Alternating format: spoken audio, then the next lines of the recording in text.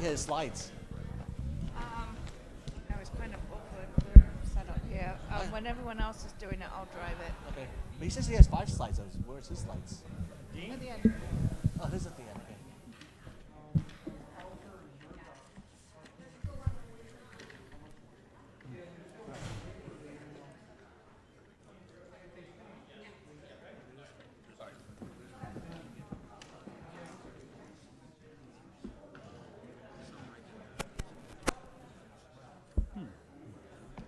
Good evening, folks. We'll get started.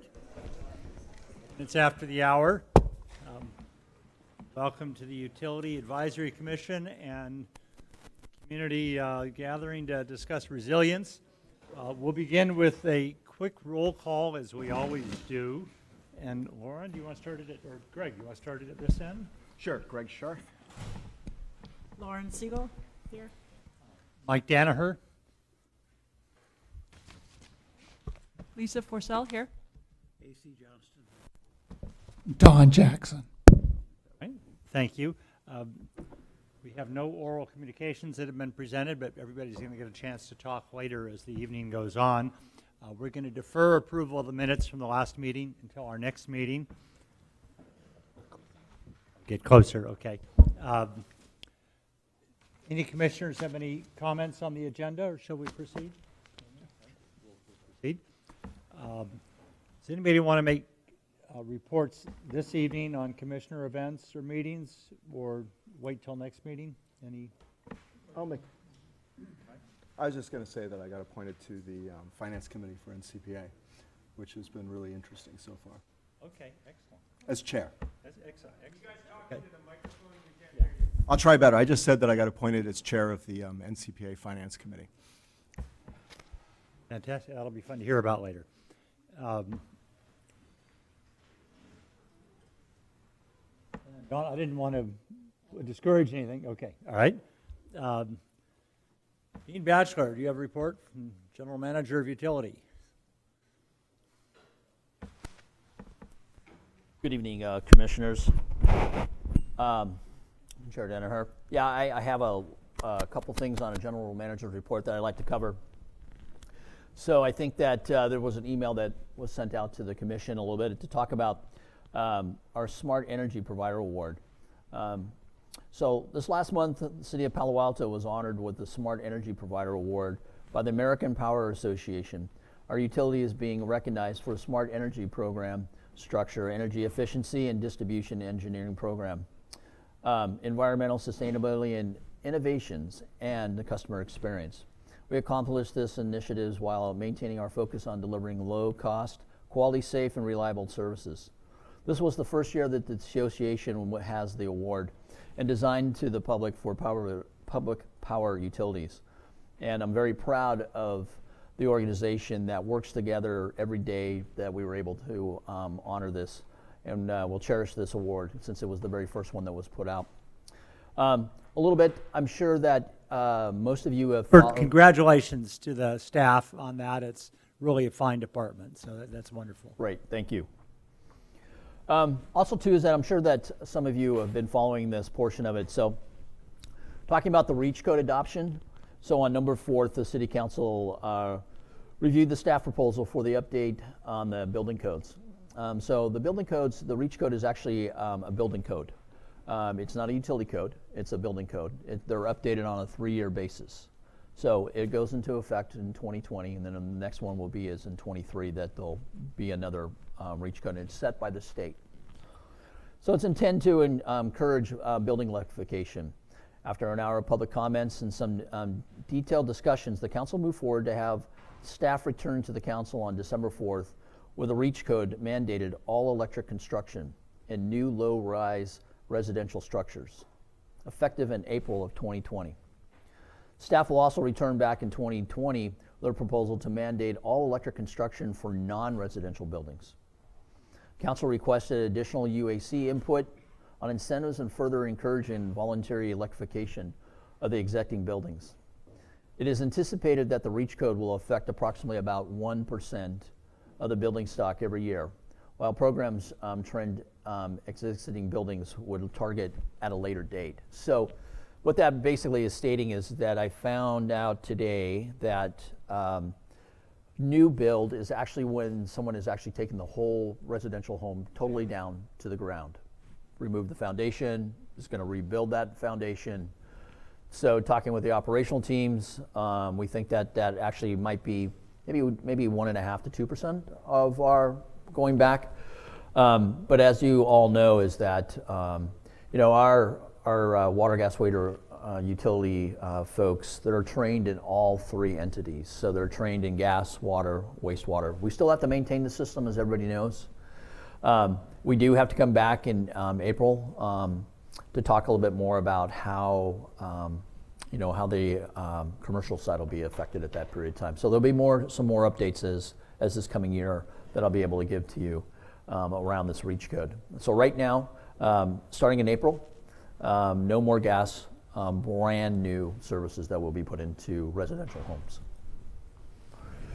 And the last thing is that we talked a little bit about this too, but the Bay Area Home Electrification Expo.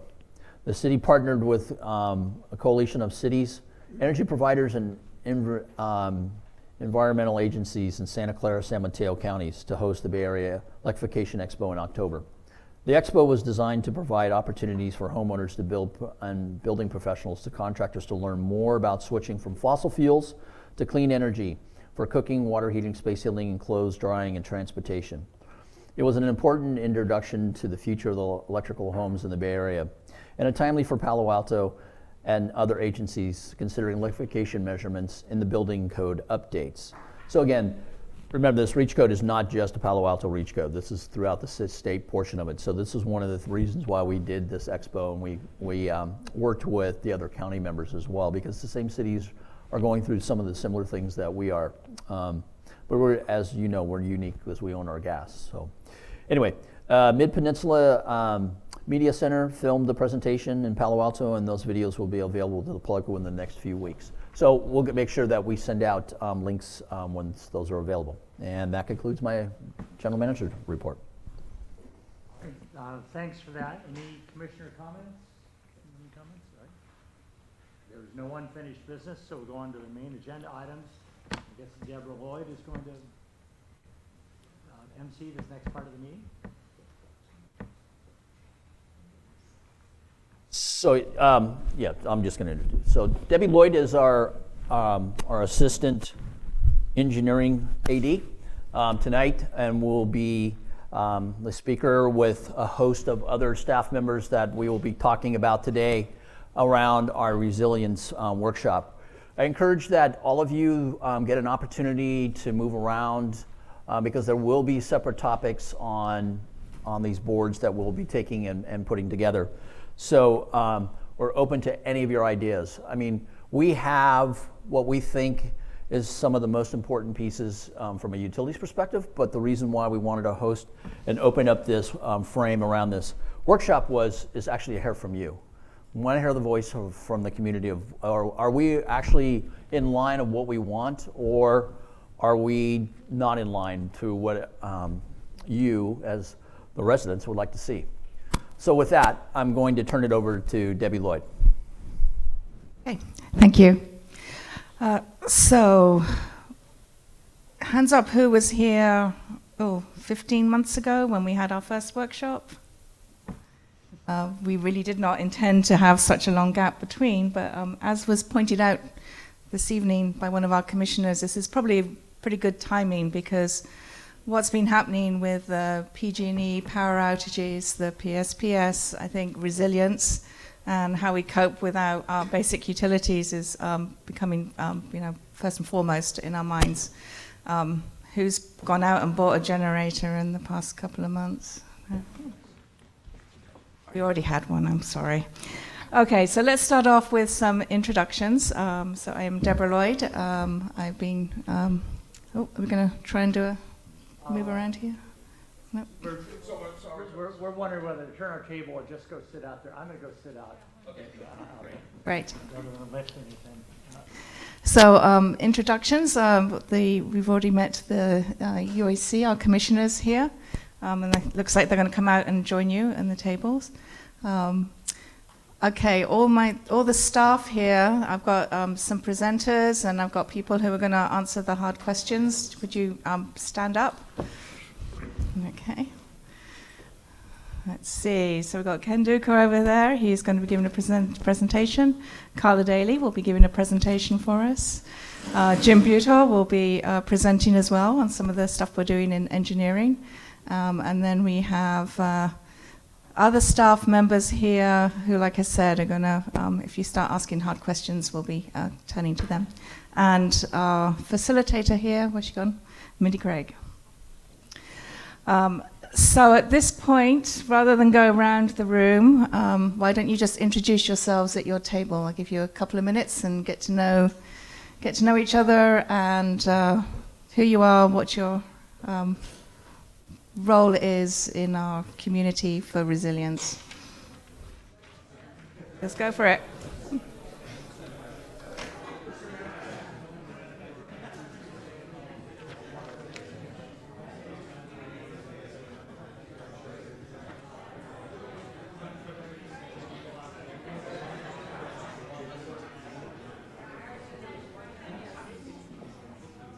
Yes. Yes. Okay, you're at the end. Hello there, how are you doing? Yes, of course. You want to wake everyone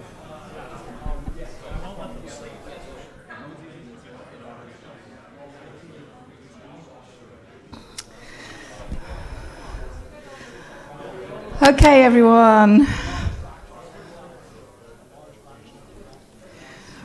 So, oops.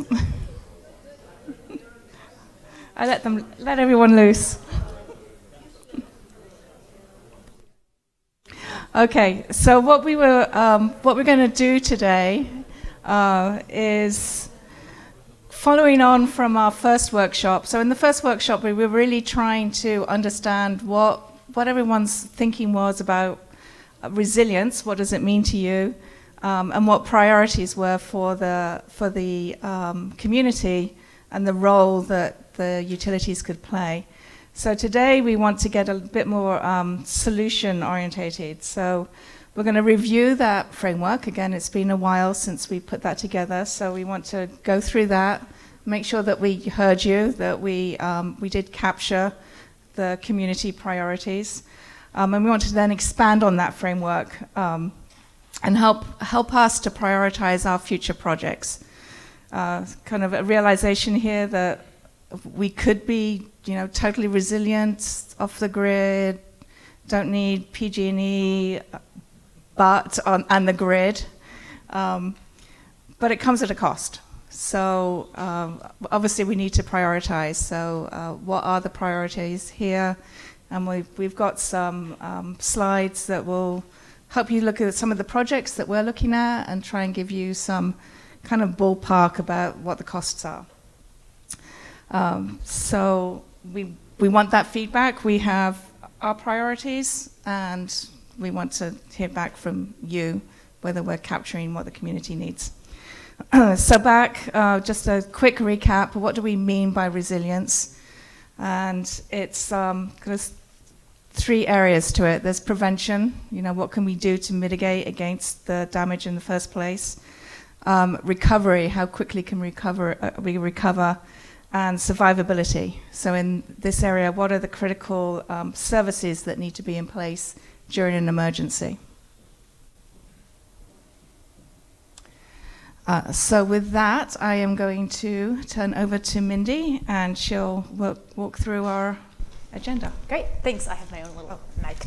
All right, thanks everyone. Good morning, good afternoon. So today we're hoping to really have this your voice as much as possible, but we also want to be able to provide some background so that you can really have the insights that the utility has in making some of these choices and helping them as they look at the future of developing resilience for the community. How do they balance all these needs, the costs, the benefits, and that's, again, where your voice will come in. So as Debbie mentioned, we're going to do a couple things. We're going to review that framework, and I'm going to, if people were here, last time, I'm going to try and write your ideas and thoughts up here, and if you see something I didn't catch, make sure to tell me. We have people who will run around with microphones so you guys can jump in. And then we're going to have presentations on the 3 different goals from that framework. And what are the projects that the utility has identified? And that's kind of the bulk of what we're going to be talking about. What are the projects to make us resilient? And so there'll be the small group exercises that will come after that, where you'll be able to start helping to rank that. And for those of you who want to think more, want to share with your friends, we've also put all those projects onto a survey that is live right now. And we will add, if there's like some things that we really missed that are clear, we'll add that into the survey at the end of the day so that folks in the rest of the community who aren't here today can also participate in that. So again, really hoping to have this as interactive as possible, hear you and your ideas. And as Dean said, and as Debbie said, we really do want to know how we can make this better. And I think you guys started off great because this is all your voice from the beginning. So our first workshop, there were a couple big elements, which is one is we want to make sure we have some sort of a roadmap to make the Palo Alto utilities a smart utility with a smart grid. So there's all sorts of things that means from technology, but it also means how we work with the people and beyond that. We want to be able to manage those critical facilities. That came out really clearly, that no matter what, we need to make sure our hospitals are working.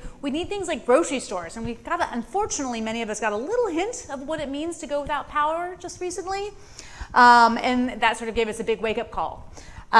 We want to be able to help support the emergency services volunteer program and make you resilient as a community and be able to, when there's somebody who's not here to help you, how can you as a community help yourselves?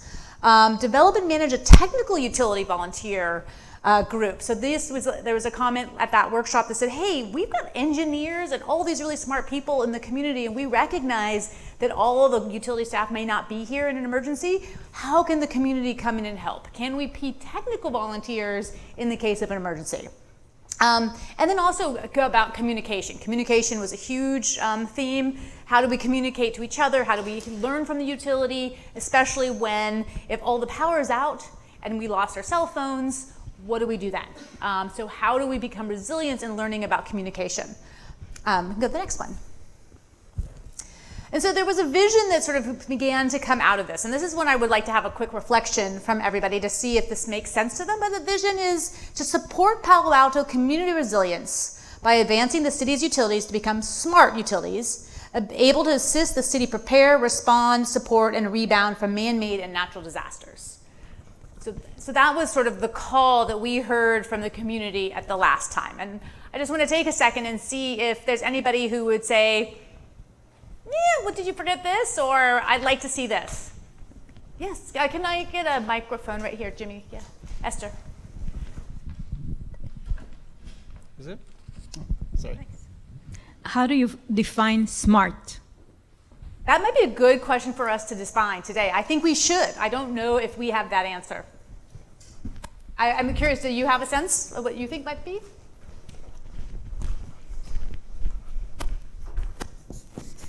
I don't need to put you on that spot for that if you don't, but I think that's a good thing for us to actually determine what does it mean to be smart.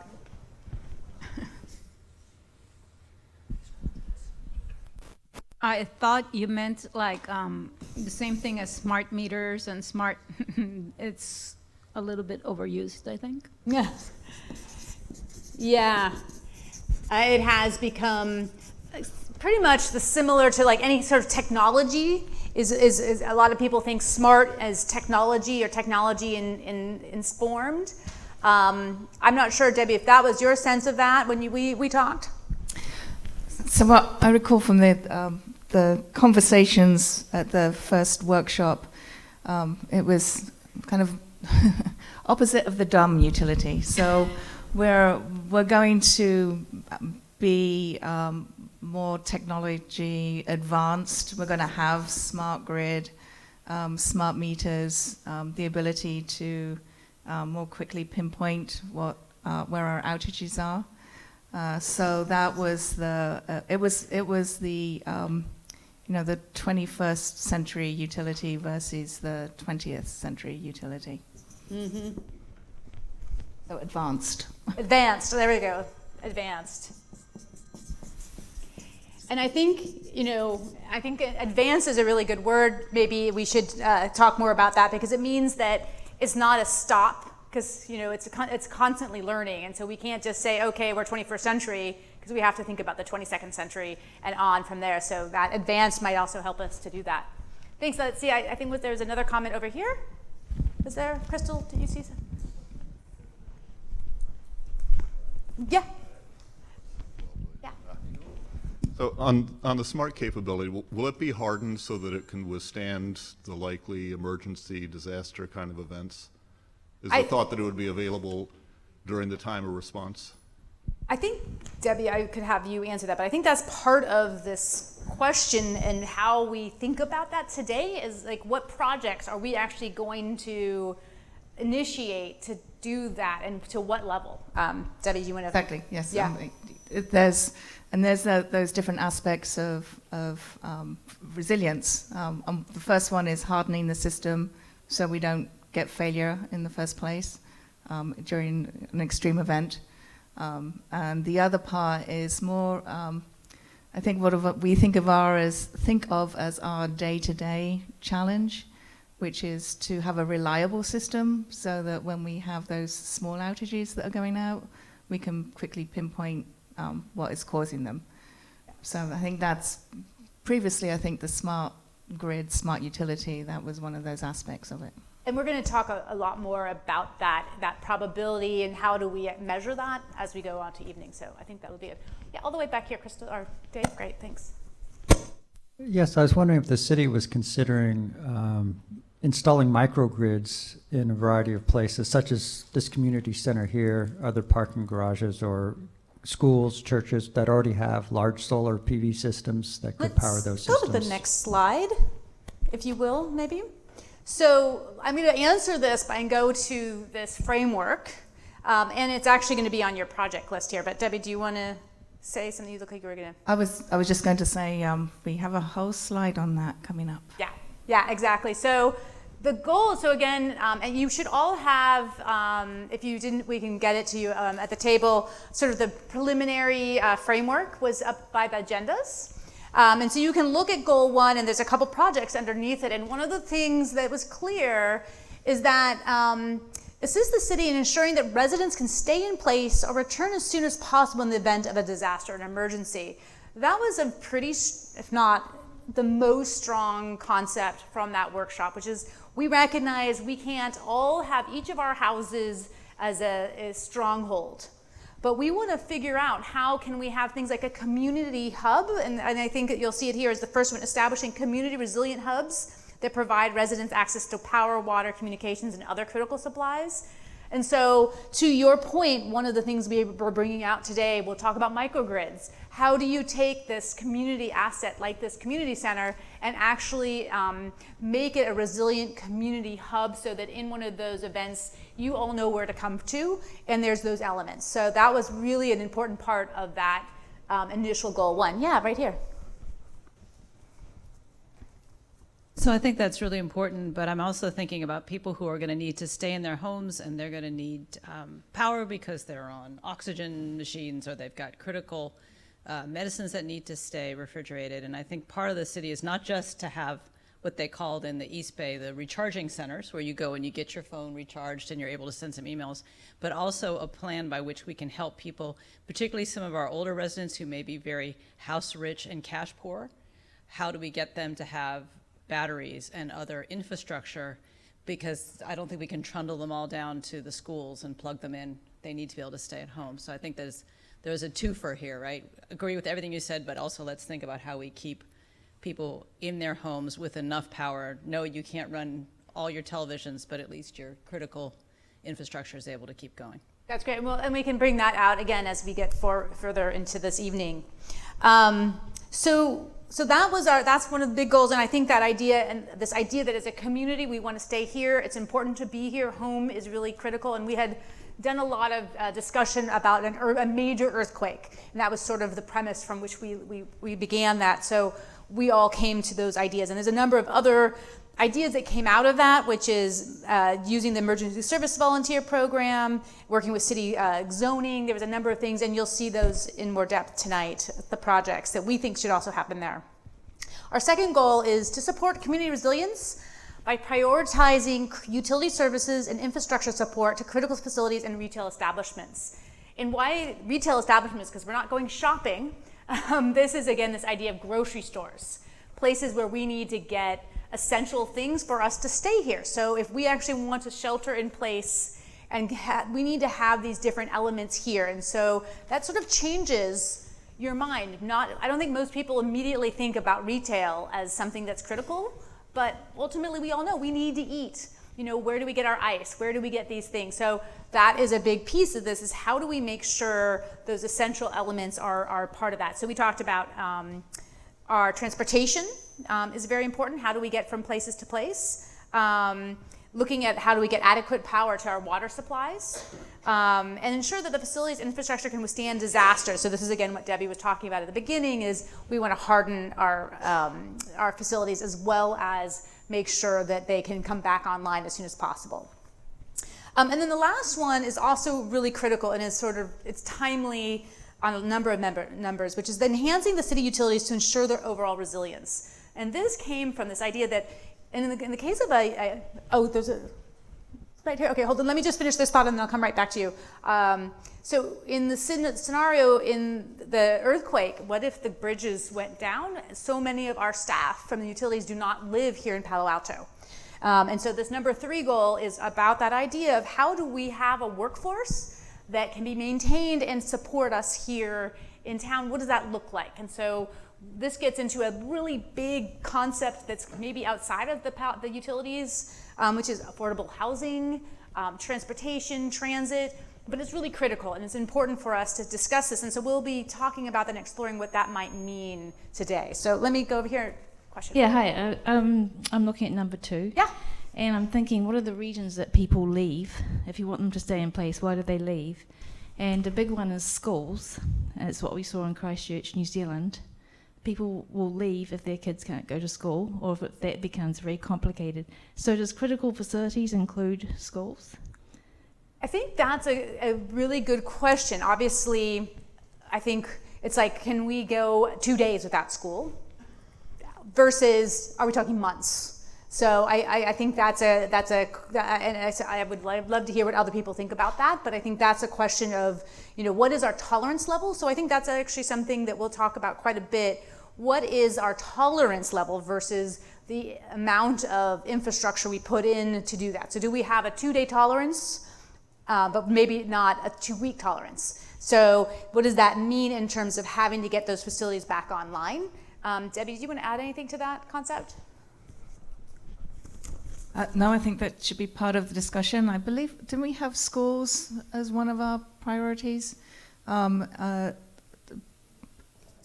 of the reasons being it could be one of these community hubs, so it will serve more than as a school. But it was, we'll go through some of our priorities in terms of load, building type later on.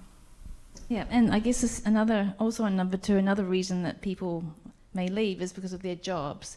So we have a lot of capability to telework or commute in the Bay Area, but we would need to be able to provide, people would need to be able to do that. So it's not just retail getting groceries, but it's also people being able to carry on their jobs from home.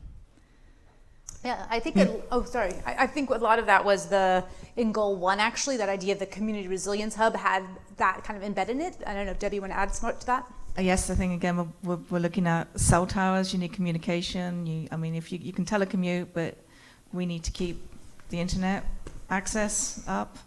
Again, I think this is something we learned from the PSPS events, that after 8 hours, even if people had some generation at home and they were able to keep their cell phones charged up, they were losing internet connection because you had that communications was running off of their battery storage as well, and it had been shut down. Do you want to pass that right next to you? There you go. Yeah, so in Marin County on October 30th or thereabouts, 57% of the cell phone towers were not working. Yeah. And of course that means your phone is out, but it also means if your backup internet was probably also out. Yeah. I I think we all learn. I mean, I was in Oakland and we were out for days, and I was literally walking down streets, on street corners, like, I gotta sell, and trying to send emails and trying to continue my business, and it was really informative, I guess. So we got to learn that.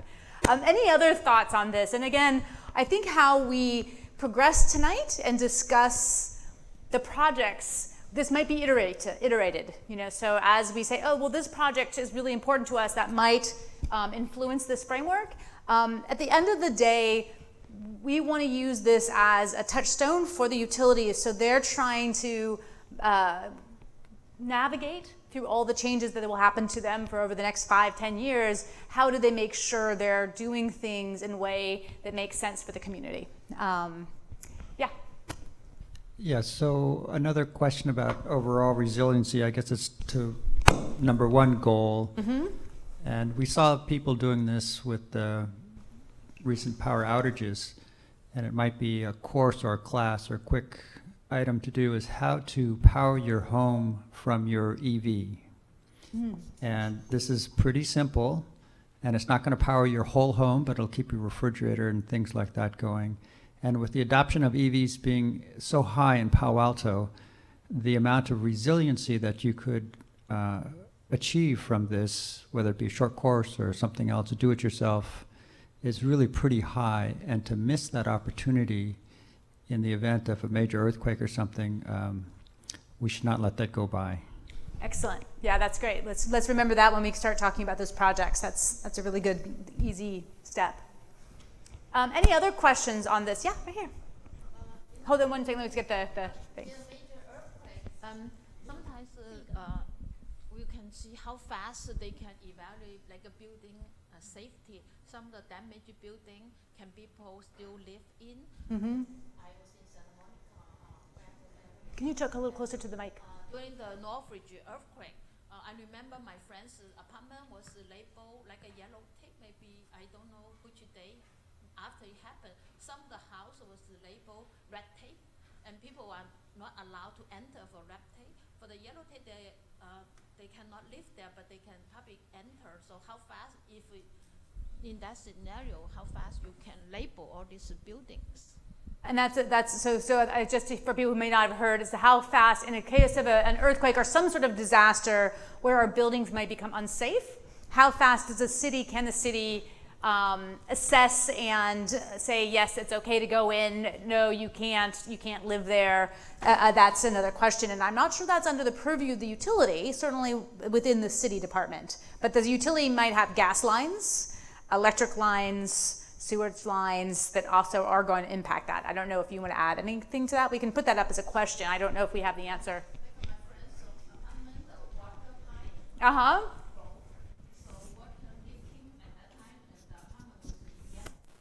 Yeah. I'm sure it's not the same day they label in yellow tape, but later on she was able to move in. But I saw the big damage. Great, good question. Well, we'll put that up there to figure that one out. Yeah, right here. Yes, I'm a big proponent of both soft and hard ways of dealing with resilience. One is, of course, getting people prepared in their homes so that they can stay in shelter in place and know how to do all the things that we're talking about here. And I'm also a huge proponent of microgrids, but I think what can the utility be doing to get as many solar panels and power walls and alternative energy sources, not only for resiliency, but just in general for greenhouse gas reduction and everything else? Good question. And I think that's something we'll talk about, because I think that's a potential project area. Is it incentivizing? Is that, and how do we weigh that against sort of citywide infrastructure?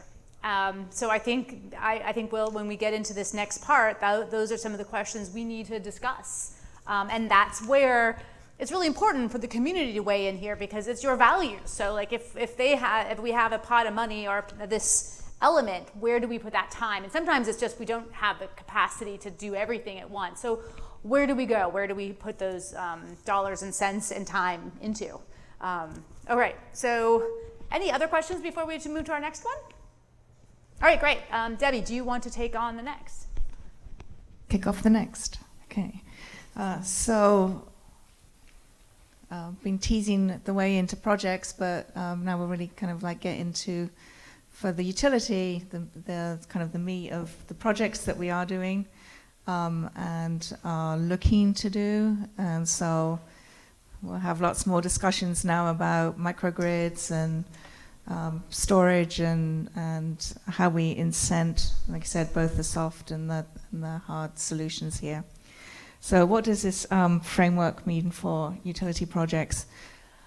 So when we were putting together some of these ideas of projects that are going to work towards resilience, it's kind of a big thing to get your arms around. So we started, we came down to this probability versus impact, because where you fall in these quadrants kind of like determines what sort of project you might be looking at.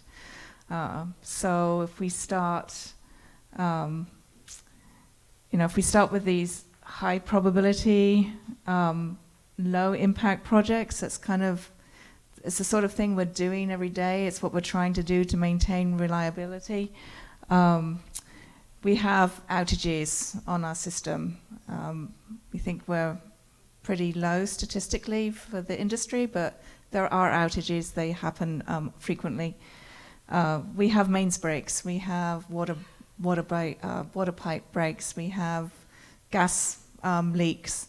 So these are all part of our kind of like day-to-day in the engineering world and operations, what we're dealing with. So we kind of manage and engage those. That's, again, it's very much part of our operational day-to-day work.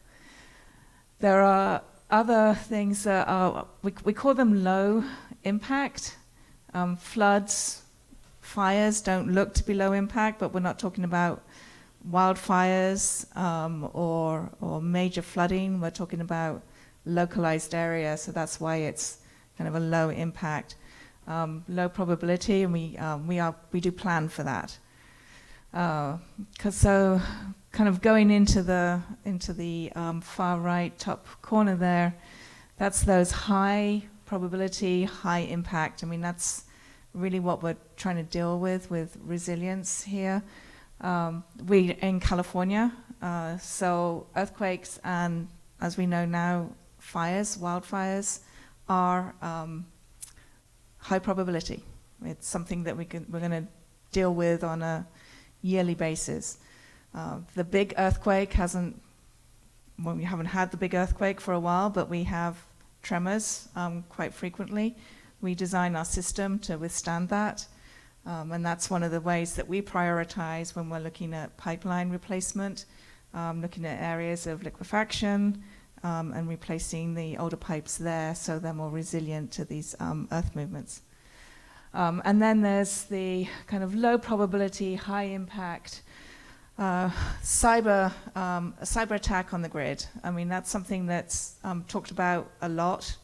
I go to a lot of these conferences and I always come away terrified because they come up with some very scary scenarios. If you think about the impact of the PSPS had on us this past month, just think about if all of California was out for weeks, maybe for months, because of a major cyber attack to get in.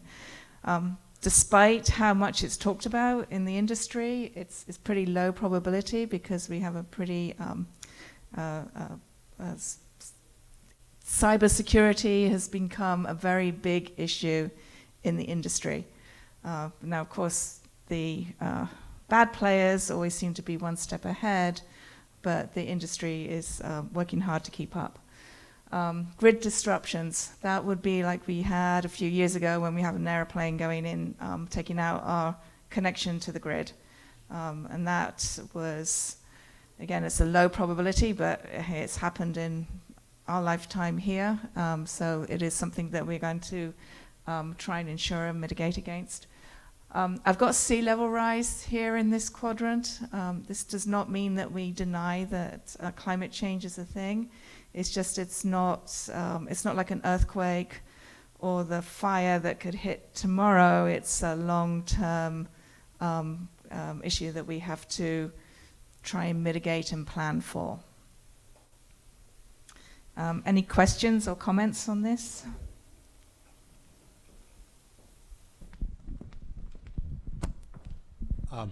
Just a few things that aren't on there. You know, the Metcalf station was sabotaged. You don't have terrorism or sabotage on there.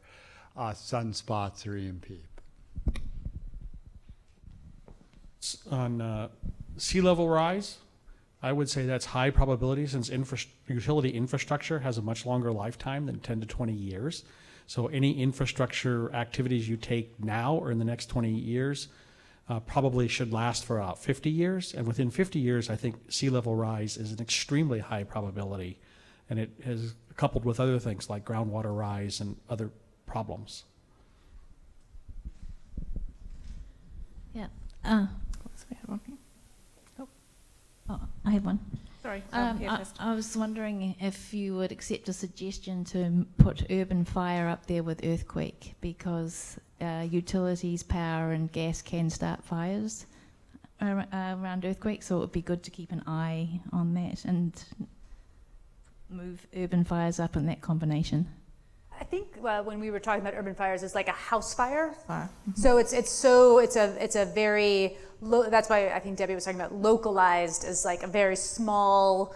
It happens, but it's not at the same level as a regional wildfire or a larger wildfire. So I know it might be slicing hairs, but I think in terms of the investment that the utilities make, that's an important one.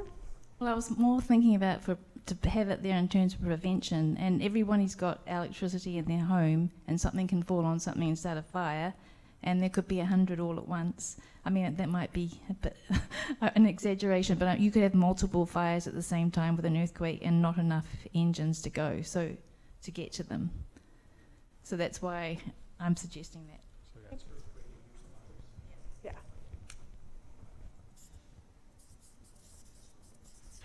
I'm wondering if you consider the public safety power shutoffs to be the same or different from grid disruption. I understand your examples that you gave of grid disruption are actually accidental disruptions, not intentional ones. The CEO of PG&E has promised that public safety power shutoffs will continue to happen for at least 10 more years. And if PG&E says they're going to happen for 10 more years, they're probably going to happen for 25. So I would consider those high probability events. And considering that they take out entire swaths of communities, I would also consider them high impact events. So maybe you should also consider adding those to your upper right quadrant. Yes, we're certainly. I think with the way we're situated in Palo Alto and our connection to the grid, a direct impact from the PSPS, from PG&E, is very unlikely. So that's why we've not got it up in that high probability. But the kind of the regional impact from communities in the Bay Area and surrounding us losing power for days on end certainly is an impact to everyone in the Bay Area.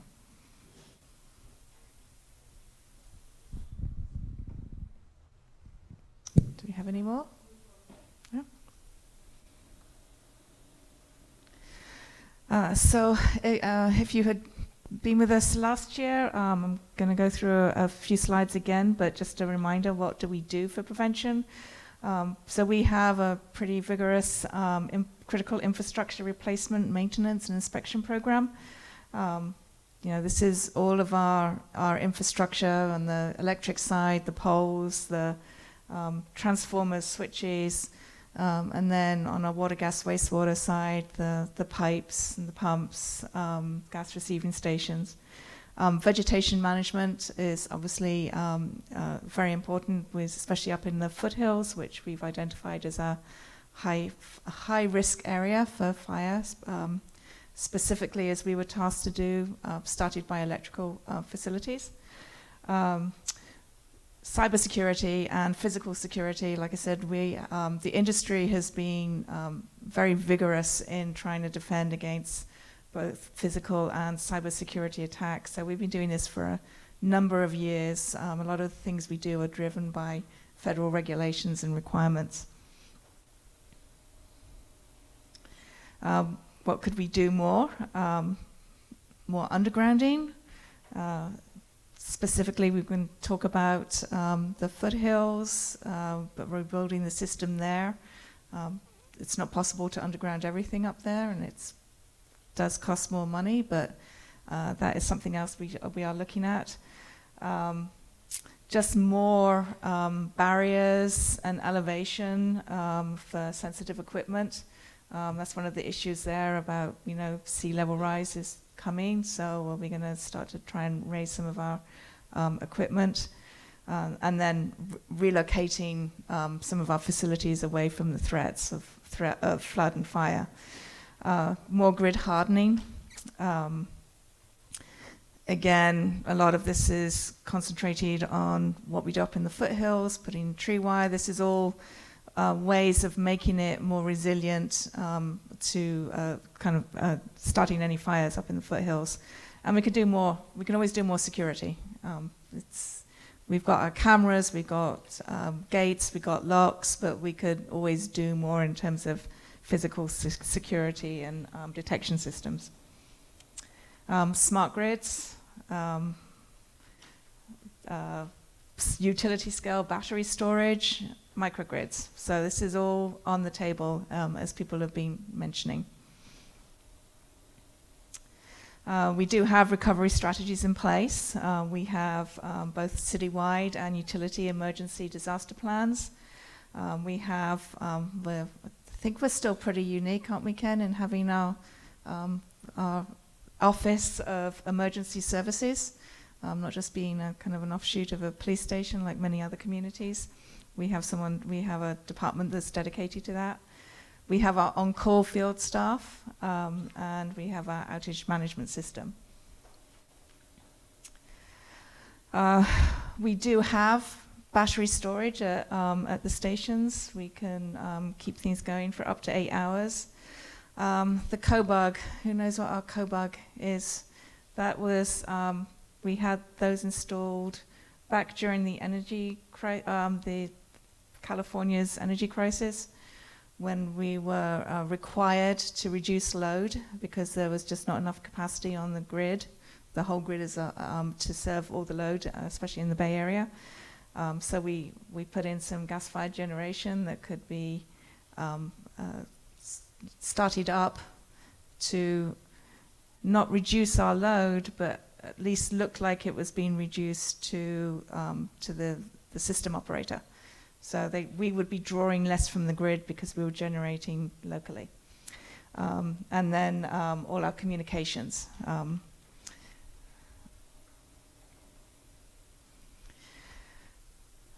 Some other strategies that we have, traffic signals. I mean, I think you can all be aware of what would happen if all the traffic signals go down. I've been in gridlock just because one set of lights has gone out. If you lose the whole city, you can imagine what that would do. Battery backups for communication, and then more, we're getting into the weeds of the engineering here, but the more capacity that we have on our electric system, the more we're able to switch loads and respond to at least to local issues. And then for the community, on the resident side, looking at installing battery backup, have an emergency food supply ready, survival gear, supplies, and designated shelters. Okay, so we're going to jump more into some of the projects, and I think you should have one of these on each table. Did we hand those out? Just to keep... I don't think we've passed those out yet. Okay. We can do that as you're going through. So when you get, don't worry going through it yet, but when you get the packets for this group breakout session, we'll have this there as a reminder for you. So this is just the key. It's very ballpark. We're not getting into any detail here. It's basically, we're talking about tens of thousands, millions, hundreds of millions. So that's the kind of ballpark figures we were looking at. Okay, so goal 1, stay in place. So here, again, as Mindy walked through earlier on, we want to make sure that the community can stay in place or return to Palo Alto as soon as possible in the event of a disaster or emergency. So we have a number of projects here, and with this, Jim, do you want to jump in? Sure. Okay, Jim Butos. He's currently our acting electric engineering manager, and he put together a lot of these ideas for us, and over to Jim. And I'm just going to let everyone know, as Jim's going to go through this, we're going to go through all of these, and then we're going to have these small groups are going to be around talking about these projects, and then we'll come back as a group to also explore them. So he's going to go through it. Don't feel like we're not asking the questions, because we're going to really focus on that after this. So. Okay, thank you, Debbie. I'm going to just very briefly go over these, and then we'll ask the questions later when we get into the groups, like they were saying. The community outreach portion refers to our outreach to the community through items such as bill inserts, social media. We have a communication wing that works that angle, and it does have an estimate of the $1, which is in the thousands. Finalize outage restoration plan and outage block plan. This you're going to see in a couple slides is where we're talking about short-term outage blocks where we're reducing load for various reasons, mostly load drop for the entire city, but in blocks around the city, so we don't have to drop the whole city. And again, for short duration. Outage restoration is longer-term incidents where we may have the whole city out of power, and it may be for an extended duration, and how are we going to bring back the resilience and restore the city back in a prioritized manner. And that's got a smiley face for costs. Mobile services are bringing in services such as generation and water, wildfire and vegetation management. There'll be more slides coming up on that also. We're all familiar with the PSPS, and it has a lot to do with that. It's going to be an ongoing plan, 1 to 5, maybe 10 years, like the gentleman spoke of, or longer. Prioritizing communications. That's the macro, the large cell tower communications that there are around the city. We have 5 or 6 of those. Those will be prioritized for all the reasons we've been discussing, to make sure that there's cellular communication, and also emergency services uses that type of communication also.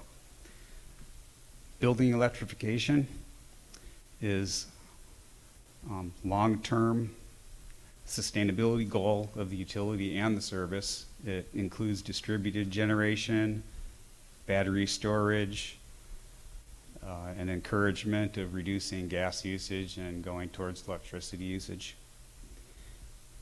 Upgrading the city's backup generators to run independently from the grid, and that's the COBUG. And as Debbie mentioned, those are able to make it appear to the system operators that we've reduced our load. There's a few megawatts of load there. It's not a terrible large amount, but it is something that's helpful. Mini and microgrids. I think most everyone knows that those are basically standalone utilities, usually solar powered with backup battery that can disconnect from our grid, if you were to call our utility distribution system a grid. And expand recycled water, which are resource planning people are working on. Next slide. Again, the outage blocks versus restoration. Rolling outages, we would help deal with that by rotating blocks throughout the city of outages. And again, we still want to prioritize how we want to do that. As you'll see in the coming slide, we're not going to subject hospitals and fire and police and those type of facilities to that type of event. Those will only lose power in a whole city-wide complete power out type of event. And then the restoration priorities are the citywide events we already talked about. So let me get into the list. Okay. Priority 0 is, again, these are items that we don't intend to turn the power off to unless the whole city's going out. These are hospitals. Coverly Community Center is included in that hospital line. On the next one, in the restoration, you're right. Police, which is headquartered at City Hall right now, all the fire stations, and the Utility Control Center. Those are considered our highest priority that we don't want to turn off. The next priority that we would not want to turn off would be the major cell phone cellular towers that include all the, a lot of the mobile communications. The PAX, Palo Alto Internet Exchange. Airport, which is Lifeline Fueling and Medevac. Medical clinics, there's a variety of those around town, some more important than others. Community shelters, which includes public schools, Mitchell Park, Lucy Stern. Libraries, probably something we'll be adding to that list. The next level is assisted living in priority, nursing homes and assisted living in priority 2. Priority 3 is water pumps, because we do have some generation. They're a water quality plant also. It has 24 hours of generation, so it doesn't have an emergency need to stay on right away. Well pumps, then we're getting into the retail, the grocery, hardware, gas stations, pharmacies, those type of things. Priority 5 is the commercial areas, and priority 6 is retail districts and residential. Now on the flip side, on the next screen, yeah, you have a question? So I have a question. I'm just curious of the justification of prioritizing Stanford Research Center and commercial businesses over residential. Let's say there's like a 7.2 earthquake. Is it more important people go to work or that they have power at home? I don't know the answer, I'm just asking. So this, we've got 2 lists. So when we started looking at this, we realized that there's 2 issues. There's those rolling blackouts that we went through a few years ago that may happen when the grid is stressed and not able to meet all the load. And so the system operator gives us instructions to reduce load. So this would be rolling blackouts I think last time we did 2 hours, could be 2 to 5 hours, and we would rotate. So you wouldn't be out all the time. So in this case, residential, if you lose your power for a few hours, that's probably the lowest impact versus people are trying to carry on working and they might lose power for 2 hours, and it gets pretty inefficient to try and manage that. So that's why we had that prioritized like that. So this is just the rolling blackout. I just have 3 more questions. I know, unless Debbie, this is something we want to prioritize. Yeah, it's okay. Because we just aren't going to be able to get to all the information. There's unfortunately so much. So let me hold it until we get into those groups a little bit later. And I could also quickly move through this outage restoration priority loads because it's almost identical to the outage blocks. The exceptions are water quality plant is in priority 1, and also is Coverly Community Center as it's a disaster response area. Water pumps and community shelters have been moved up into priority 2. We'll want those coming on sooner, and residential and commercial have swapped. After an extended long outage, we're going to start bringing up residences first before the commercial, like Debbie was referring to. Mini and microgrids. Our role is to remove roadblocks, allow customers to install, assist as much as we can, absorb grid upgrades. That third item, partnering with businesses. We are working with a customer here, VMware, in the city. They are installing a test pilot microgrid.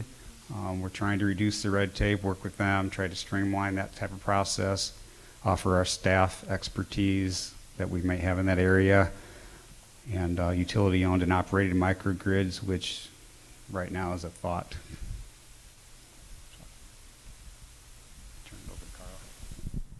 Next we have Carla Daly. Do you want me to run for you? Hi, welcome everybody. So in the interest of time, and since I think there's a desire to have more interactive discussion, I'm going to zoom through these next couple of slides really quickly. Although we are clearly focused on utilities this evening, just as a reminder to all of us that we are part of the larger city of Palo Alto, and the city has a recent comprehensive plan that was published, and resiliency is addressed in that comp plan in a number of chapters. So I'm not going to go through all these, but just a reminder of the comp plan, natural environment, and safety are both large chapters in that plan. Go ahead to the next one. And then there are a number of goals that were laid out in the comprehensive plan under those broad categories. Go ahead, next one. And again, lots of focus in the comprehensive plan on safety and related goals. Go ahead and go past that. On the water resilience side,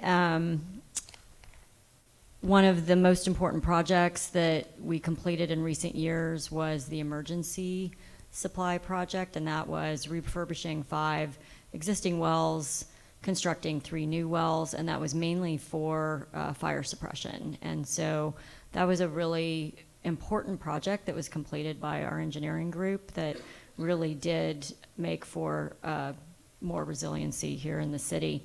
I would also mention our water supplier, San Francisco Public Utilities Commission, has invested $4.8 billion in that delivery system to make it seismically sound. And we, as a city and as part of the Bay Area Water Supply and Conservation Agency, really pushed San Francisco to spend that money to upgrade the system and make it more resilient. Coming a little closer to home, we have just recently completed, although council hasn't adopted yet, the Northwest County Recycled Water Strategic Plan, where we are investigating a range of water reuse opportunities and completed a study of our aquifer to really see how we could potentially use groundwater on a more continuous and long-term basis. Not a proposal at this point, but a first step toward evaluating that resource. And water long-term resiliency is, as well as short-term, is a regional effort, and so there are a number of activities going on at a regional level to try and make us all more resilient for future drought scenarios.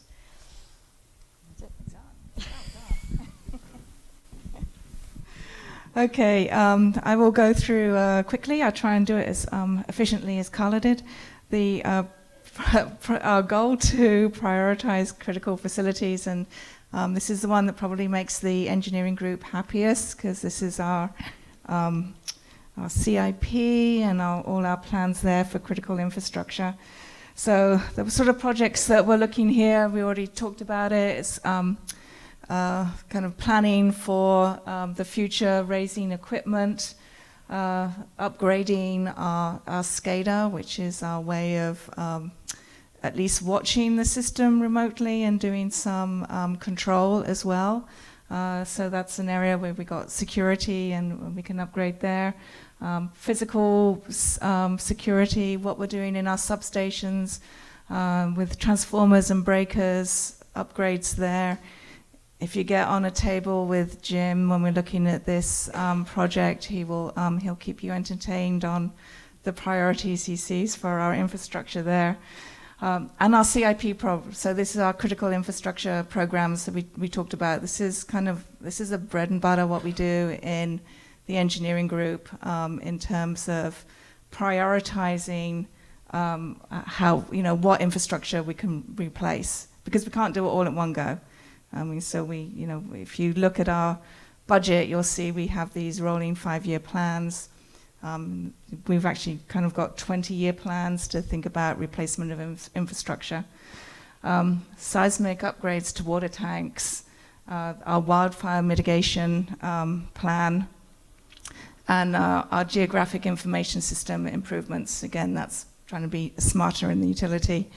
Going on to more long-term, costlier projects, looking for a backup location for some of our critical facilities, like our control center, which happens to be in a flood zone. Implementing our smart grid technology, local grid upgrades, undergrounding, the second transmission line. We've been talking about that for years, ever since I started here. It's longer than that. But so looking at establishing a second transmission connection and moving reservoirs or building new reservoirs for the water utility. So again, I think we've talked about this. Our infrastructure replacement, we tend to prioritize high-risk areas. So in that case, we'll be looking at high-priority load and high risk. So liquefaction zones, flood zones, and then prioritizing kind of like, the retail versus residential, and high impact if there's a failure. We will be going to council next month with a wildfire mitigation plan. The elements of that, you'll be getting seeing a lot more detail of that when the report comes out to council, but it's about citywide coordination, vegetation management, structurally, what can we do to rebuild the system, training of personnel to respond to issues. And we're going to be, we're dealing with the same questions that PG&E is dealing with about de-energization. Watching when we have high fire danger days, do we de-energize in an area like the foothills? And then there's the whole, just rebuild, relocate, and underground. I think we've done this one. Why are we looking at a second transmission connection? Because we know that we can be completely cut off from the grid if our current connection to the grid is interrupted. And even though there's 3 lines, they're in one corridor, and we found out they can be taken out, all 3 at one go.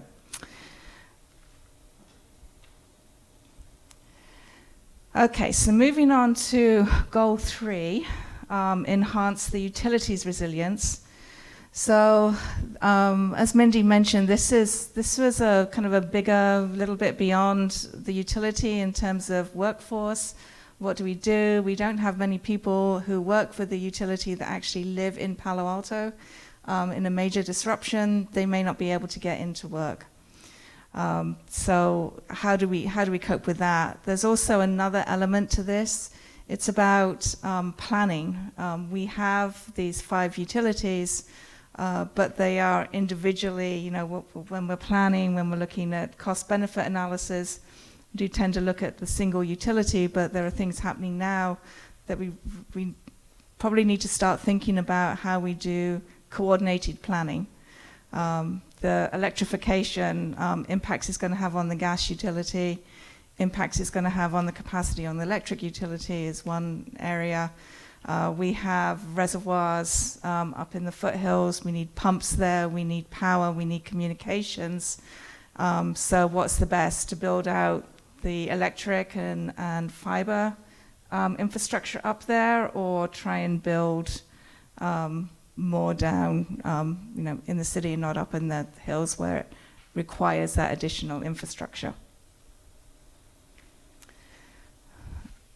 And I think I preempted myself there. I went through that. So some of the projects that we're looking here is, can we get contracts in place if we need emergency workers? It just may, even if it happens during the weekday when we've got all our staff here, we may still need more capacity on staff. So can we get contracts in place? More training for our staff to respond to disasters. We do a lot of that training. Getting some volunteer utility training in place, and partnerships, local partnerships, and the local workforce development. So just kind of a reminder from our 2018 strategic plan that one of our top priorities there was a workforce tactical action plan. So that's something that the utility is looking to know, what can we do as the department in the city to work on our workforce issues. And with that, I'm going to turn over to Ken, because He's going to tell us how we all work together in the Sounds good. Yeah, if you wouldn't mind, that's great. Hey, good evening, everybody. How are you?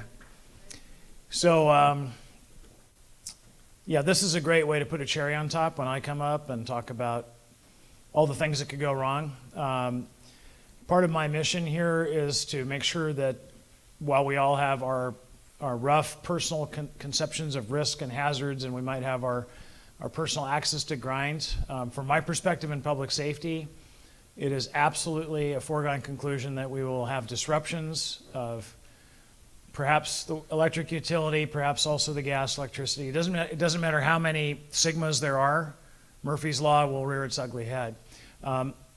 Just before I dig into my talk, I really want to encourage all of you, if you haven't gone to the booth there by the front door when you came in, please pick up materials both from utilities and from us in public safety. We've got some good stuff. Please share those materials with your friends who weren't here tonight. The other thing I want to do before we get going on my quick presentation, how many of you in this room are emergency services volunteers? Raise your hand. Thank you. So I'm preaching to the choir. If you wonder what an emergency services volunteer is, you can talk to any of these people who just raise their hand afterwards. So next slide. One of the fancy brochures, makes a lovely holiday gift, by the way, contains the icons of doom. Thanks for laughing, Hamilton. And so we think about these from my perspective when we allocate scarce city resources, both capital and human, towards mitigation, preparedness, response, and recovery. By the way, we didn't come up with this. This is FEMA, the federal guidance to how all communities, and by the way, all utilities, all special districts, all school districts, et cetera, should be planning. So we hit a few of the obvious ones, earthquakes and floods and things that tend to occur. But I'm glad Debbie had the slide there about the one in the middle, which is the one that most likely causes massive utility disruptions. That's accidents or technological issues. Whether it's an airplane crash or a utility worker at SCADA accidentally enters the wrong bit of, code in Fortran, Y2K compliant, and things go boom. Thanks for laughing. I will be here all night. So things go boom, things go bump in the night, and then as a few of you mentioned, right, sabotage, deliberate attack, terrorism, domestic, foreign, copper thieves. By the way, there are a lot of things that can really mess up your day. So I just wanted to start with this slide because I quite literally do want to get us on the same page as we talk about how we view the world and why we should, as a community, look beyond all the other valid things that people have been talking about tonight and really focus on how we can mitigate risk to our utility. After all, we own it as the city, as ratepayers and taxpayers. Next slide. The other thing that we tend to forget about, because most of us got our disaster training from very bad Hollywood movies, especially, by the way, San Andreas, starring the next president of the United States, Dwayne "The Rock" Johnson. I hope you all enjoyed that. The seismologists here are going to giggle extra, right? So we tend to focus on, the shaking, and by the way, drop cover and hold on, right? But what we're pulling the threads on this evening and through a workshop like this, which I think is so beneficial, is to think about what goes away. I heard some great dialogue about, it's great to have power, but maybe you're mobility impaired and or elderly people, right? Hillary can't get there. That's not practical. And by the way, it's great to have power, but as Mindy says, if you're just hunting through the neighborhood wistfully looking for one bar of precious RF signal, you're hosed either way. So we can solve problems within our utility, we can solve problems as a city, but we are reliant upon a lot of things beyond our control. So I think that bears in mind as well. The other thing that, from my perspective as a public safety officer, lights are a friend. Lights prevent accidents, but lights also deter crime. And it's an unfortunate reality that in the midst of natural disaster and crisis, bad people do bad things. Opportunistic criminals quite literally come out of the woodwork, and like cockroaches, when you turn the lights on, they tend to scurry away. So I view lighting as a major public safety benefit, and keeping the lights on in a retail district, in a residential area, at your own home, super important in my view.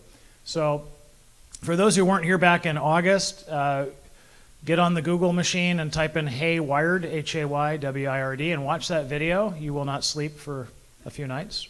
Thank me later. Next slide. The other thing is, I think we are we're very lucky to live here in Palo Alto, and we have a soft existence, right? We're complacent, and complacency leads to bad things, including death. And so I'd like to remind everybody in this room that just because we're all erudite, well-educated, and we're all super smart and nice people, and many of us have done well financially, doesn't mean jack diddly squat. We will probably do less well than the socioeconomically disadvantaged areas of this country, including the Gulf Coast, who went through an actual cataclysmic level disaster.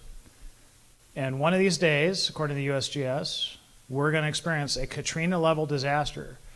But very few of us in this audience today can even articulate what that means. Hint, several orders of magnitude more than Loma Prieta. Next slide.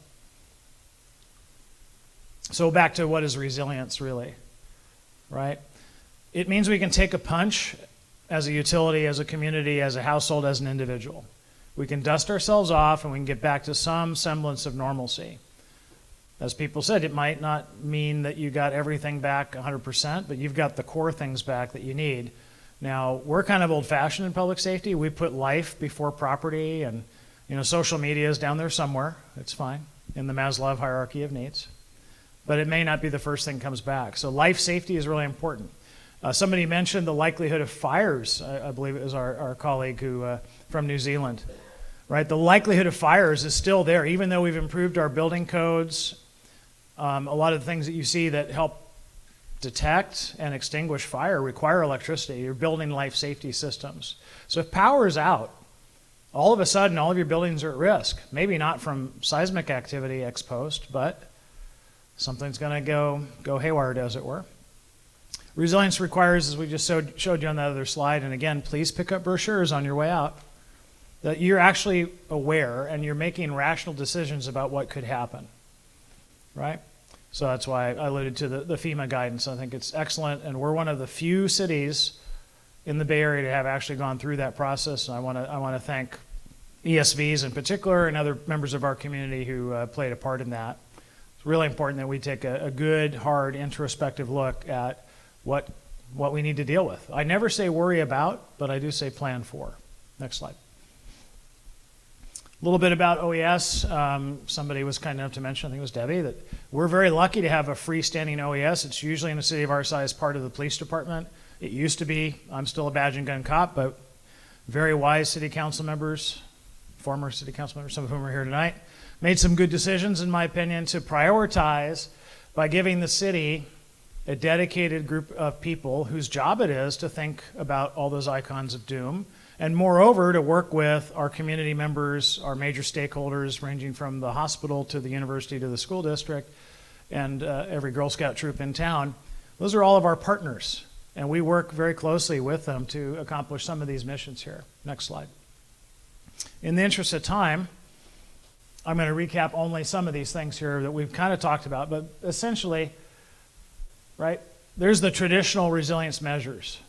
Those tend to be lower cost up front, and your ROI, your return on investment, is really subject to your interpretation of what your risk is. It's kind of like your willingness to pay for insurance, right? So if you don't agree that A, we could have a major earthquake, for example, and B, then you start to argue about, well, what's the duration, what's the real impact, and gosh, I'll probably be okay.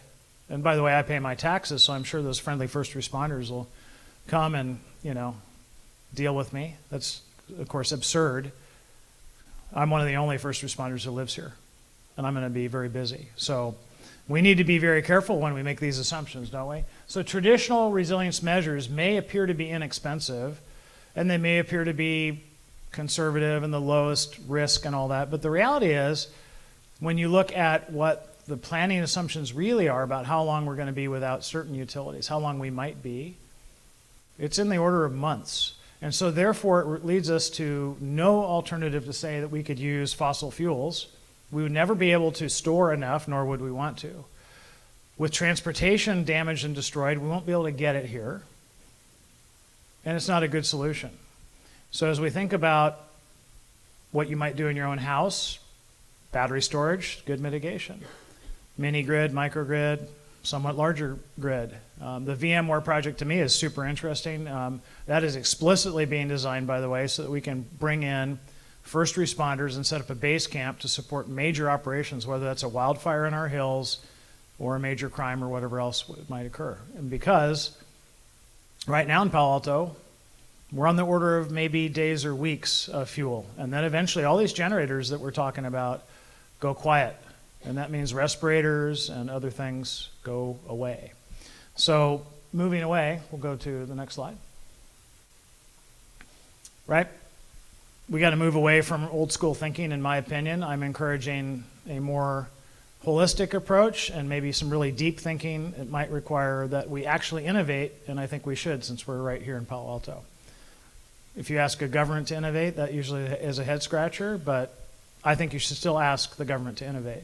We might actually surprise you. So the good news in this is that photovoltaics, storage, and the concept of DER, distributed energy resources, have become more feasible. They're certainly not inexpensive. You're paying a major, major premium. They are a major headache. They don't come for free, as Jim and other people on the engineering side will tell you. But as I said, if you use the analogy of insurance and you're willing to overpay deliberately for certain things to power certain systems or facilities, then you're making a rational decision, as opposed to saying, well, you know, windmills, I think Don Quixote tilts at those, and that's not practical for us. I am looking at windmills to power certain radio infrastructure in the foothills, where right now it's quite literally hanging by a string, right? And we need those systems the most when, not if, we have the earthquake, when, not if, we have the next fire, when, not if, we have a major criminal event in that region. So, next slide, we've covered most of that. I have to show you gizmos because I am a tech guy, and I'm kind of proud of with our very limited budget, what we've been doing in public safety, and also partnering with Public Works and other departments. So just two examples. Palo Alto OES developed the first electric vehicles in use by public safety in this part of the Bay Area. We started with electric bikes. That's not a stretch. So when you see police officers or OES folks on electric bikes, give them a thumbs up. That's not the other finger, just the thumb, please. We also came out with the nifty little dune buggy there. That's 100% electric, and it has a 0.5 kilowatt kVp of solar on the roof, which doesn't sound like much, but it helps tops the battery off, and it's kind of cool. And it's silent. It's great to zip around in environmentally sensitive areas and not disturb wildlife when we're out there trying to rescue somebody who broke her leg out hiking or whatnot. And then two other big innovations, one of which just completed and one of which we just got funding for and is going to go online next year. That little trailer that just looks like any other kind of trailer, right? Except that it's 100% off-grid. It has enough solar on the roof to power all of its radios and data systems and microwave links, and you can plug your laptop in and do all that, and a very large lithium-type battery in there as well. So outside of the U.S. military, we believe that's the first 100% solar-powered mobile Department Operations Center, the MDOC. And then the federal government was nice enough to award me $200 grand to innovate yet again to build what really amounts to DER on wheels, or mobile DER. It's great to have solar, but sometimes you need to move it, I think to your point, where if you have the need for utilities, you can't move mom or grandma. Okay, well, the mountain needs to come to Muhammad in this case. So being able to move a megawatt hour or more of storage practically is now within sight. So power walls are great, grid scale storage is great, but sometimes you need to move it around. So that's our next innovation in public safety. The U.S. military and our California National Guard have actually been surprising innovators in this space. So we've been looking with a few fewer zeros in our budget to see what we can emulate. So that's where some of this comes from. And I believe that's the end of my slides. So off we go. Have a great night. Be sure to get brochures. Thank you, everybody. All right, thanks, Ken. I think one of the things I want to do is come up with the resilience icons to batter against the icons of doom. It doesn't sound as much fun, but. Okay, so all of a sudden you're going to see a big flurry of people around you, because we would like to do a breakout now, and we want you to take a look at those projects that were just presented. And you're going to get 3 sheets of paper, and beautiful color-coded, that have the 3 goal areas and then those projects. So what we're asking, and you might want to, if you are a few at a table, you can get closer, is to look at those projects. So is there anything missing from there that you'd like to see? Is there one that really stands out as a high priority for your group? And are there some thoughts on a criteria that we should be using to say what is a priority? So that's a lot to do, to talk about, and they're bringing easels next to you so you can actually write some of these notes up as you have that conversation. It looks like we have this group coming over here. That's great. Combining is good. So we're going to take about 25 minutes. We do want to try and get you out on time because it's a school night. So again, have a conversation. Are we missing something? Is there a particular priority that we need to make sure? And is there anything that we should think about as a criteria? So, and we'll have the staff will be walking around, and you want to raise your hand and you have a question with anybody, we'll be there for you. All right? Please begin. And we're here if you have a question. Yeah, why don't you come?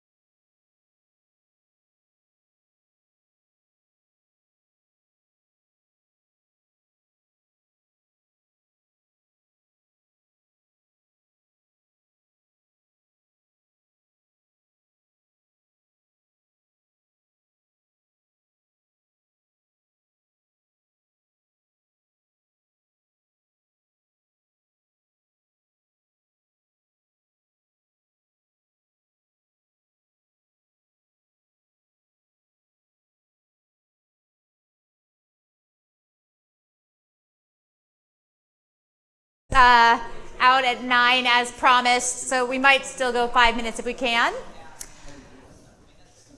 So I just want to remark that I know all of you did not get through all the goals. We wanted you to have that chance to check them. On each of your agenda, and we'll report back in just a second, and all of your agendas, there is a link to a survey that has all those projects on there, so you can rank them on the survey, and then you can also write in additional comments on that survey. So that's available and it is on this link. So we want you to make sure you have that. Also on each of your tables, if you want to write more, there is additional, you can just hand write any comments on that. So we could clearly go for a few more hours without a problem because there's so much to talk about.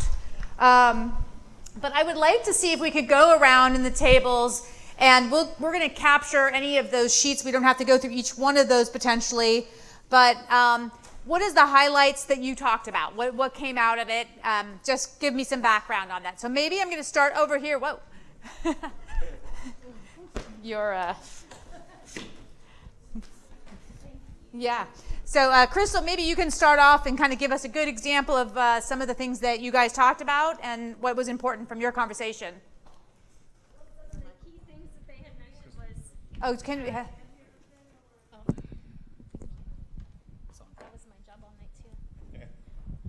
So a couple of the key items that they were discussing was communications was extremely important. Being able to contact emergency services, fire department, that sort of thing. Also wildfire management was huge. Mobile services, electric, gas, water, resources were really important. And then portable toilets was a really big one. And those kind of all fell under the goal 1? Yeah, goal 1. Yeah. That was goal 1. And did I miss anything else? Do you want to add anything else? Yeah. It's more general, mobile. Mobile. And this mobile. Yeah. Just mobile services in general? Mm-hmm. Okay. Do you want us to go over goal 2 as well, or no? Anything that I want to just give you the highlights that you had. Yeah. So we have only a few minutes, so we'll. Okay. But you give me some highlights. That's good. Yeah. So that making sure all the water tanks, which we were discussing, have we been working on that for quite a while, but making sure all water tanks and wells are able to withstand the earthquakes, the seismic earthquakes, build larger electric storage and then also a second transmission line. Yeah, I think that was based on the fact that we thought the high probability, high impact events, that's based on the fact that we should take care of the high probability, high impact events. Okay, that's good input. That's a good criteria up there. Great. Okay, let's go to our next table. How about right here? For us, we took a different spin on goal 3. Okay, Instead great. of utility resilience, we talk about more about community resilience. Okay. Building a distributed neighborhood with microgrids and smart grid. And we also talked about being smarter with coordination and communication and being prepared when there's a disaster. And finally, another topic was about reallocating gas fund replacements and using it or incentivizing more electrification in neighborhoods so we're less reliant on gas and more on electric, which is less dangerous. Right, okay. That's all we got to, sorry. No, that's okay. So, but I just want to hit this community resilience is almost, can you talk to me a little bit about that? The community resilience conversation?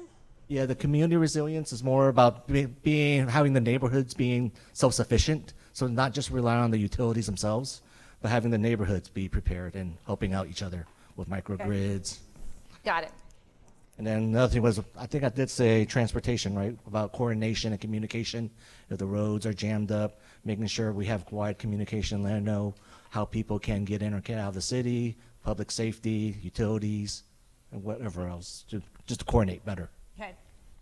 The last thing we had talked about was adding schools onto the list of priority areas. Right. All right, and I'll keep that page so I can make sure to capture this after the fact. How about right here? Oh, you wrote, sorry, okay, you can go there. Yep, that's great. Okay, great, thanks. So we started our discussion talking briefly about emergency and sustainability initiatives. I think the one thing that we really felt that was lacking was the connection of the microgrids to specific schools, to specific community centers, and also libraries. So you need to have this particular connection of these particular microgrids, specifically for emergency, but also for sustainability initiatives. The second part, which we spent quite a bit of time on, was also looking at affordable, safe and affordable and accessible drinking water resources. We found that there was a need for mobile distribution of that water resource. Secondly, the generation and pump capacity for those particular specific water resources. But more importantly, also looking at the water quality. If water is coming out from a specific well, important to understand or to know the specific water quality of that particular well. So I think, you know, we spent some time around the water side. A good discussion also around rebates for Powerwall and solar panels, you know, specifically for residential, but also for commercial applications. You know, again, the point made was we need to think of it from a resilience perspective, but more importantly also from a sustainability perspective going forward. You know, so that was an important aspect for us. A backup city power to cell tower, you know, an important component which needs to be articulated in a bit more detail. I think there needs to be some project planning around it if there isn't any of that currently taking place. And I think the final point was, you know, we have these microgrids that are power generated, but what is the link of those particular microgrids to the micro cell tower? So if a big cell tower goes offline, you know, how is that going to be generated? You know, there needs to be that particular linkage between the two as well. And I think a final point that came up as well was, you know, how do we take all of this resilience information that we have, and how does this fit into a larger climate impact or the sustainability implementation plan that we have for the city? What is the link? What is the articulation of that? Because there needs to be some kind of holistic implementation of that particular plan going forward, and not to see things in specific silos.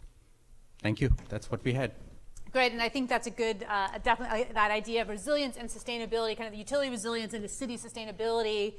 That's actually one of the things I personally love about the microgrids, is that it does both. You can reduce your operating costs at a facility because you are have a microgrid, and you get that resilience at the same time. It's a fabulous win-win on all of that. So yeah, all the way in the back. Okay, we started out talking about the microgrids, and specifically a discussion around how most residential solar implementations today are not designed to disconnect from the grid and keep working. So even though you may have PV panels and maybe PV and storage, you're still connected to the grid, and if the grid goes down, your system goes off and you don't get the power. So thinking through that and making sure that that is something that is a supported and encouraged option for homeowners and businesses who are putting in PV and storage systems. So that was a major topic here.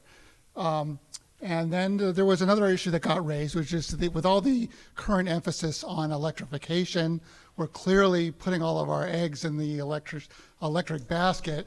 And what about the resiliency issues about depending only on electricity and not having natural gas potentially in some houses or maybe in the city, across the city in decades to come. So there, you know, there's clearly a balance here between, or a tension between resiliency and the greenhouse gas emissions and concerns about natural gas. So there's no easy answers there, but it's something that we have to go into with our eyes open and think about it really hard. And then we went into another discussion about this whole sort of sobering thought about what are we going to do if there's a month long, you know, outage. You know, how are we going to get water? How is sewage going to be dealt with? How do we, you know, power local wells? Things like that. So there's a lot of concern about that. And then there was a lot of enthusiasm about this whole volunteer education and ideas around that. Do you want to say anything? Because that's an area that I think might be helpful to hear. Do you want to just say one word or two about that one last piece? We didn't have any crazy ideas. It was just something I said at the last minute as we were closing. But that you want to do more of that. That's good. Yeah, pretty much. Okay. That's good. We just want to note it. All right. We're here. I think up at this last. Oh, and then we have this table over here. Yeah. Okay. I think the main thing we talked about was shifting the projects and initiatives to be more holistic. The projects that are teed up, and we were speaking mostly about goal one, the projects that are teed up are mostly very utility, very wires centric. And, you know, the thought is that this needs to be more holistic, including the community, the buildings, residences, both on the preparation side. As an example, emergency facilities typically, you know, have a plan for sloughing load in an emergency, and like a hospital, only get down to a very small fraction of its normal load in an emergency. Same thing extended to retail, to residences. What would you do in an emergency to enable the electricity to spread out further? On the other side, on the supply side, and this was mentioned by a couple of the tables here, you know, using distributed energy resources, particularly solar renewable resources, but it could be other resources as well, in an emergency, and having a system which uses those, which is not the case today. The system is really designed not to use those. Are there other points people would like to mention?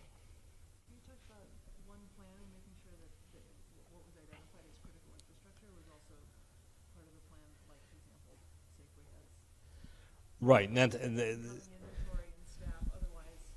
right. The idea, right, correct. That was one aspect of holistic. Is the planning is not just the utility planning. It doesn't matter what the utility plans for retail for Safeway is in that example if Safeway doesn't have the same plan. So there has to be a coordination, you know, across from the top to the bottom across all these plans, so that they actually are useful. So the utility has, you know, a plan for what it will do when the power's out at Safeway, but Safeway has prepared for that plan, and they know what they're going to do, what parts of their store they're not going to support, what parts they will, and so on. Yeah, that's a great concept, because I mean, you saw all these different commercial entities out during the outage running around getting generators, and some of them I'm sure were well planned. Well intentioned, but how well did that actually work, and how can the utility interface with them and actually make it a better solution and create a stronger, better outcome? So I think that's a great thing to really think about, that integration, and that they become partners, and they do become part of making the utility more resilient, because it builds their capacity to actually handle this. So I think we have this table back here did not talk, so all the way back here. So a few things, talked about communications and how low-tech solutions are often more resilient. You mentioned Japan, they rely on loudspeakers on each block. It seems to work pretty well. But radios would work well here if people would encourage to have those, and if they knew in advance where to tune into, and that could be an effective way of communicating and would be good to promote. We had a chance to ask Dean about wildfire and got reassurance on the extreme repeatability of what they're doing in maintaining the vegetation management, which was reassuring. Electrification of buildings, what to do when all the power goes down, how do you get power into the buildings? Dave Cole is an expert. Fortunately, we had one at our table on solar and building energy management. So he mentioned there's simple ways to get power from your EV into your home to power systems, your refrigerator, whatever, and we'll talk with the utilities department about how to make that information available. Secondly, there are some easier ways to do inverters where you can disconnect from the grid and have your power go into a special outlet that you can then plug in extension cords. We'll try to make that information available more to the community as well. Third, and your table touched on it as well, other than dire earthquake situations, natural gas is often more resilient than electricity You could have fuel cells in schools or other things where you can convert natural gas to electricity when you need it. Is another way to do that. People mentioned rebates for inverters and educating installers on doing the inverters, because that doesn't go through the permit process, and you might need to do some special outreach to communicate so that people who have solar in their house can take these inverters and get themselves that extra resilience. Battery storage as well. Just to respond to people mentioned about what the community should do to promote this, keep in mind that rooftop solar or community scale solar is 2 to 3 times as expensive as the large scale solar that we contract for as a city. So it may not be a community-wide solution, but for people who want to put it on their house, these are ways to make it resilient. The last thing I'd say, we didn't have a chance to really discuss this as a group, but I'm sure our table would agree that Pete's, Starbucks, and Tin Pot Creamery should be moved up to priority 2.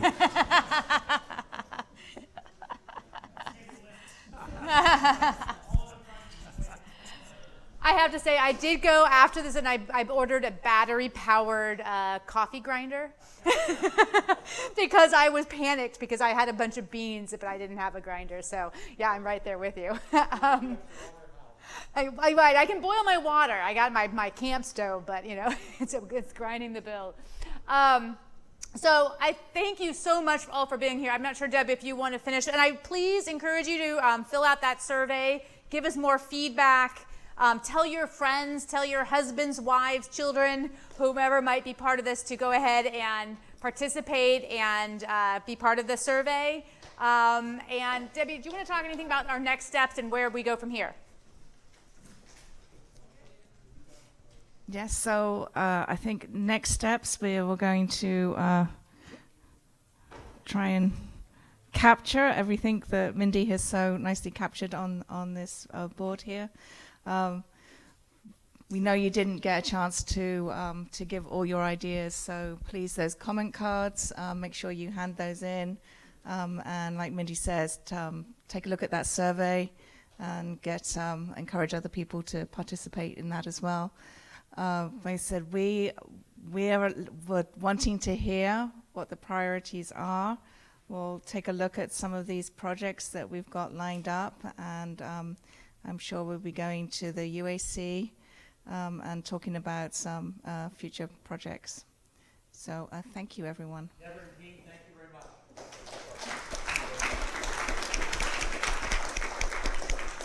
All right.